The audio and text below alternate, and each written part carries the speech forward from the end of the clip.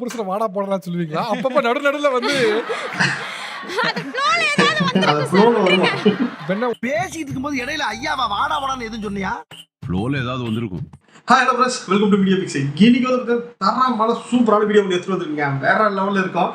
நான் பேசிக்கிறவங்க எல்லாமே வேற லெவலில் ஃபன் பண்ணிக்கிறேன். ஸோ வெயிட் பண்ணா வீடியோக்குள்ள போயிடலாம் வாங்க. சிக்கனத்தின் சிகரமாக இருக்கும் கணவன்மார்கள் மிஸ்ஸஸ் சிக்கி தவிக்கும் மனைவிமார்கள். மனசுக்கு தோணல கண்ணு. டாபிக் செம்மையான டாபிக். என்னன்னா சிக்கனத்தின் சிகரமாக இருக்கும் கணவர்கள் சிக்கி தவிக்கும் மனைவிகளாம். எப்படி டாபிக் பாருங்க, வேற லெவலில் வச்சிருக்காங்க. உள்ள கண்டென்ட் உள்ள தாறுமாறா இருக்குது. சிக்கனவங்க பேர்ல இதெல்லாம் பண்றது செம்ம கடுப்பா இருக்கு. அப்படியே பல இருக்குதே, எதை சொல்றது?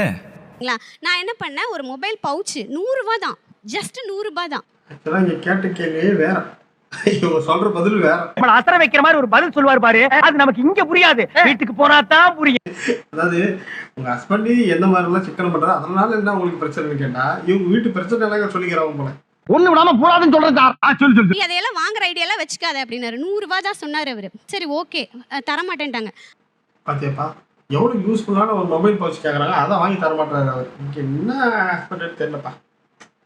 இவனை கொன்னிடலாமா? புருஷனை வாடா போடலாம் சொல்லுவீங்களா? அப்பப்ப நடுவுல வந்து அது ஃப்ளோல ஏதாவது வந்து அது ஃப்ளோல வருமா? என்ன பேசிட்டு இருக்கும்போது இடையில ஐயாவா வாடா வாடான்னு எதுவும் சொன்னியா?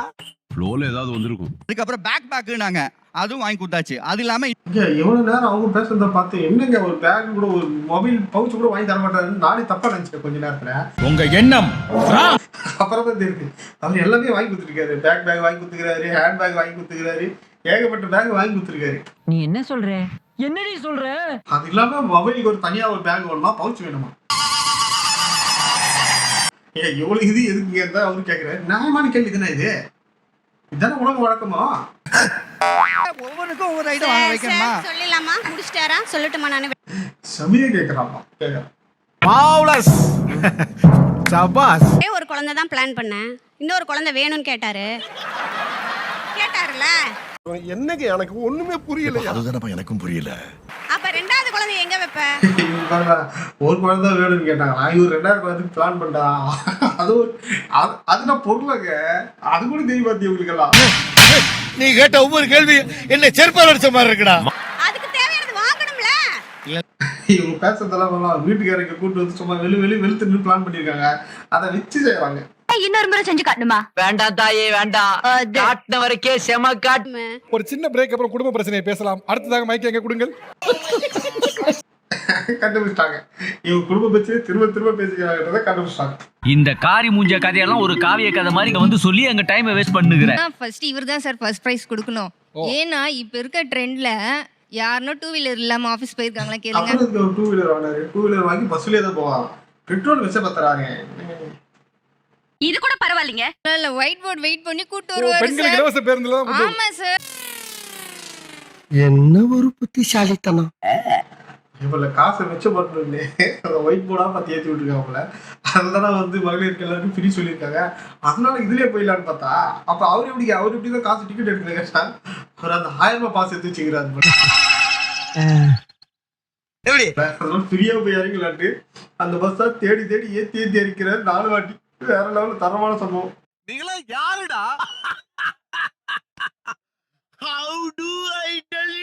வண்டி எடுப்போமே நாங்க. வண்டி எடுத்து அந்த ஸ்ட்ரீட் முனையிலே ஆஃப் பண்ணிடுவாரு சார் வண்டியை. வண்டி ஆஃப் பண்ணுவாங்க. காலங்காத்தால உனக்கு குறவழி வரைக்கும் சோத்த போட்டு வண்டியில ஏத்திட்டு வந்ததுக்கு உன்னால என்ன பண்ண முடியுமோ அதை பண்ணிட்டேன். சிக்கனுங்க. அதாவது வண்டி ஓடி வந்துட்டே இருக்கும். வீட்டுக்கிட்ட வரதுக்கு முன்னாடி ஆஃப் பண்ணுறான். இது டூ மச். இது டூ மச். அந்த கேப்ல வர பெட்ரோலை சேவ் பண்ணி என்ன பண்ண போறான்னு தெரியல. அந்த கேப்ல பெட்ரோலை சேவ் பண்ணி இவர் வந்து பெருசாக பண்ண போறாங்க. அதை சேவ் பண்றாங்க. அது ஒன்றுனே வீடு வரைக்கும் வந்துடுவோம். என்ன ஒரு புத்திசாலித்தனம். என்ன ஒரு புத்திசாலித்தனம். ஆனா இனி வருது சம்மர் சீசன். தயவு செஞ்சு ஃபேன் ஆஃப் பண்ணாதீங்க. நான் எங்க வீட்டுக்கு போயிடுவேன். ஃபேன் ஆஃப் பண்ணுவாரா? ஆமா சார், ஃபேன் ஆஃப் பண்ணிட்டு போயிடுவாரு சார் அவரு. இது வேற லெவலுங்க. அதாவது அவங்க ஏசி கூட விளையாடுறாங்க, ஃபேனை ஓடிக்குது, ஃபேனை கூட ஆஃப் பண்ணிட்டு போயிடுவாரா கரண்ட் பில் வச்சு பார்த்துட்டு. அடி உன்னை கூட வாழவே முடியாது. ஏன்டா இப்படி பண்ணிக்கிறேன்? நீங்களா யாருடா?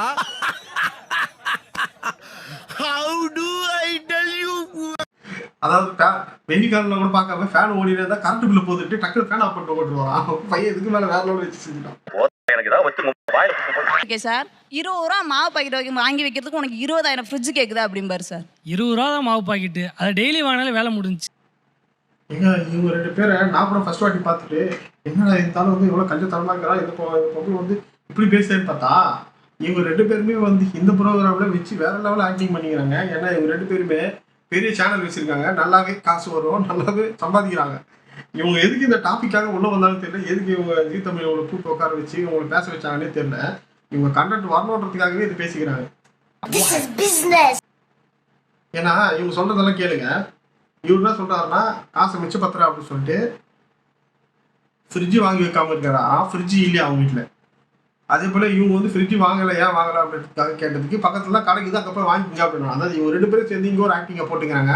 நம்ம பார்க்குற மக்களை தான் முட்டாளாக்கிறாங்க. ஏன்னா அங்கிள் சொல்றது உண்மையா இல்லன்னு பாக்க தெரிஞ்சது நீ பெடர் எடுத்துருவாங்க. இவங்க 2 பேர் வந்து யூடியூப்ல வேணா நீங்க போயிட்டு ராபர்ட் மீனா சேனலை போய் சர்ச் பண்ணி பாருங்க. இவங்க எவ்வளோ சப்ஸ்கிரைபர்ஸ் இருக்காங்க, எவ்வளோ பேர் எவ்வளோ ஃபாலோ பண்றாங்க, ஒரு வீடியோக்கு எவ்வளோ வியூஸ் போகுதுன்னு தெரியும். என்னடா நடக்குது எப்படா? ஏன்னா இவங்க பண்ற விஷயத்தெல்லாம் பார்த்து இந்த மாதிரி இன்ஃப்ளூயன்ஸ் எல்லாம் உள்ள கூப்பிட்டு வந்துதான் இவங்க கண்டென்ட்டே கிரியேட் பண்றாங்க போல. எனக்கு இதை பார்த்தா நம்மளுக்கு அப்படிதான் தோணுது. இது கூட பரவாயில்லைங்க. ஏன்னா ஒரு ஆர்கானிக்கா கண்டென்ட்டா வராதா, நீங்களே கிரியேட் பண்ணி பிளான் பண்ணுவீங்களா அப்படின்னு தான் தோணுது. இந்த கேள்வி இப்ப முக்கியம் இல்ல. கீழே கிடக்குற ஏதோ ஒரு பைய பொறுக்குவார் சார், அந்த பைய எடுத்துட்டு வாங்கிட்டு வந்துட்டாரு. கடவுளே, என்னன்னா பிளாஸ்டிக்கை ஒழிக்கணும்ன்றத நம்மளோட கான்செப்ட் சார். புரிஞ்சதா? போயிருச்சுன்னு பார்த்தா பாத்தீங்களா? என்னடா இதெல்லாம் என்ன? என்னமோ இதுல பார்த்தா எல்லாமே வந்து ஒரு மாதிரி கிரியேட் பண்ணாமலே இருக்குது. ஏன்னா ஒருத்தர் வந்து ஒரு மீன் வாங்க போறாராம். மீன் வாங்கும்போது அந்த கவர் கடையில கீழே கவர் இருக்கா, அந்த கவரை பொறுக்கி பாக்குறாரு. அந்த கவர்ல வந்து புழு இருக்குதான். அந்த கவரை அப்படியே மீனை போட்டு வீட்டுக்கு எடுத்துட்டு வந்துட்டான். கேட்டா இவர் வந்து சொல்ற பதில் அப்படித்தானே மீன் வாழுது, அதனால சரி மீன் இருக்கட்டும் அப்படின்னு சொல்லிட்டு அந்த லாஜிக்ல அப்படியே போயிட்டோம். மீன் வந்து புழு சாப்பிட்டு தானே வாழுது, அதில் புழு இருந்தால் இன்னும் பெருசாக தெரியாது அப்படின்றாரு. இதெல்லாம் பேசும்போது ஏதோ என்னமோ கண்டென்ட் இவங்களுக்கு கோர்த்து வச்சு பேசலாம் மாதிரி இது. ஒரு நேச்சுரலாக ஒரு மனுஷன் ஏதோ ஒரு கவர் கீழே போயிட்டு அதுல ஏதாவது ஒரு புழு இருந்தால் என்ன பண்ணுவாங்க, தூக்கி போட்டு வேற ஏதாவது கவர் எல்லாம் கடையில் கூட வாங்கிட்டு வருவாங்க. அவ்வளோ கஞ்சித்தனம், எவ்வளோ கஞ்சித்தனம் இருந்தாலும் ஒரு கவர் வாங்குறதுக்கு கூட புழுக்கிற கவர் வாங்கிட்டு வருவீங்க. இதெல்லாம் நம்புற மாதிரி இருக்குது. இதெல்லாம் நம்புற மாதிரி அங்க இருக்குது. புழு இருக்க கவரை யாராவது வைப்பாங்களான்னு கேட்குறேன். இல்ல சார், நான் அதை ரூபா கொத்தமல்லி கட்டு ஜெப்டோல 68 ரூபா போட்டு ஜெப்டோல வாங்கினாங்க கொத்தமல்லி தழை. அவர் வந்து கஞ்சித்தனம் அப்படின்னு சொல்லிட்டு 5 ரூபா கொத்தமல்லி கருவேப்பிலை வாங்குறதுக்கு கீழே போய் எதிர்காலில் வாங்க மாட்டாங்களாம். அவங்க வீட்டுக்காரருக்கு ஃபோன் பண்ணி ஜெப்டோல ஆர்டர் பண்ணி 65 ரூபாய்க்கு வாங்கலாம். ஏன் இங்கே ஃபோன் பண்ணி அவங்க வந்து போய் பொருள் வாங்கின்னு வீட்டுக்கு எடுத்துகிட்டு வந்து தரத்துக்கு 1/2 hour ஆகும். அதுவும் இவங்க சொல்கிற பதில பாருங்க. நான் ஆஃபீஸுக்கு போகிற நேரத்தில் வந்து அதை வாங்கணும்னு நினச்சேன். அதுக்கு வந்து ஜெப்டோல ஆர்டர் போட்டு வாங்கினேன். யாரா இவனுங்க எங்கிருந்தா வந்துக்கிறாங்க? நல்ல ஃபிளேவர். ஆர்டர் போட்டானா உங்க வீட்டு பக்கத்துலேயே தான் இருப்பா, லவ் கூட வாங்கிட்டு தரத்துக்கு. உங்க வீட்டுக்கு எதிர தானே நீங்கள் அதை போய் வாங்குறது உங்களுக்கு தான் ஈஸி. ஒருத்தங்கிட்ட ஆர்டர் போட்டு அவன் ஆர்டர் எடுத்துட்டு வந்து வீட்டுக்கு கொடுக்குறதுக்கு ஒரு அப்படியே ஒரு 1/2 hour ஆகுமா மினிமம். ஆமா, அந்த 1/2 hourல நீங்க போய் வாங்கிட்டுக்கலாம். அதை விட்டு ஆர்டர் பண்ணி தான் வாங்குறாங்களா. இது வந்து அவங்க வீட்டுக்காரர் வந்து ஒத்துக்கலன்றது அந்த அளவுக்கு கஞ்சத்தனமா இருக்கா அப்படின்னு சொல்றாங்க. இது எதுக்கு ஒன்றும் புரியல மக்களே. என்னங்க எனக்கு ஒண்ணுமே புரியல. அதுதானப்பா எனக்கும் புரியல. குள்ளமா தானே இருக்கா, ஒன்றும் பிரச்சனை இல்லை அப்படின்னு சொல்லிட்டு கிட்ஸ் வேர்ல போட்டிருந்தாங்க சார் ஆஃபர்.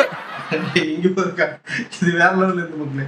என்னன்னா அவங்க வீட்டுக்காரர் அதாவது அவங்க ஒய்ஃப் வந்து பார்த்தீங்கன்னா ரொம்ப ஹைட்டு கம்மியாக குள்ள வாங்குறாங்க. அதனால வந்து குழந்தைங்களுக்கான ஆஃபர் கிட்ஸ் ஆஃபர் போட்டிருக்காங்க ட்ரெஸ். என்ன பண்றது, நேராக எடுத்துட்டு போயிட்டு குழந்தைங்கிட்டு அவங்க ஒய்ஃப் எடுத்து உள்ள விட்டுக்கிறாரு. என்ன ஒரு புத்திசாலித்தனம். நீ போய் வாங்கிக்குமா, ஏன்னா கிட்ஸ் ட்ரெஸ் தான் உனக்கு பத்துது, உனக்கு எதுக்கு பெரிய ட்ரெஸ், அதை கிட்ஸ் ட்ரெஸ்ஸே உள்ள கொண்டு போயிட்டாரு. இது கூட பரவாயில்லைங்க. கிட்ஸுக்கு விருப்ப ஒத்துப்பாங்கன்னு கேட்டா தாலியை மட்டும் ஷால் போட்டு மாற்றி உள்ள கொண்டு போயிட்டுக்கிறாரு. அவங்க அந்த ஆஃபர்ல ட்ரெஸ் வாங்கிட்டு வந்துட்டுக்கிறாங்க. அருமையான ஐடியா வரட்டா. சம பிளானுங்க, இதெல்லாம் தேவையான பிளான் தானே. பார்க் போட்டிருந்தாங்க, குழந்தைகள் பார்க்கு. 80 ரூபா என்ட்ரன்ஸ் ஃபீஸ் 80 ரூபாங்க. என் பொண்டாடி அம்மா கொஞ்சம் சால்வை போட்டு தாலியை மறைச்சுக்க. Okay, very easy. உனக்குமா? ஓகேப்பா. வீட்டுக்கு பக்கத்துல பார்க் ஒன்று போட்டு அந்த பார்க்கு என்ட்ரன்ஸ் ஃபீக்கு 80 ரூபாவா. குழந்தைங்க வந்து பீரியட் ஒன்று ஈஸியாக வந்து அவர் கூட்டு போயிட்டுக்கிறாரு. இது எப்படி சாலை மட்டும் போட்டு தாலியை வரைச்சிருவான், உன்னை குழந்தை சொல்லி கூட்டு போறாரு. ஈஸியாக கூட்டு போயிருக்காரு. கேட்டா 80 ரூபா மிச்சம் வாங்கட்டு. ஏன்னா 80 ரூபாய்க்காக இந்த வேலையெல்லாம் பார்த்துக்கிறீங்களா? இப்போ இவங்களுக்கு ஒரு மாசத்துக்கு ஒரு செப்பல் வேணும். மாசத்துக்கு ஒரு செப்பல், மாசத்துக்கு 20,000 செலவு உங்களுக்கு. இது மாசத்துக்கு 20,000 ரூபாய் செலவா? செருப்பு வாங்கறதுக்கு மட்டுமா? என்னங்க சொல்றீங்க?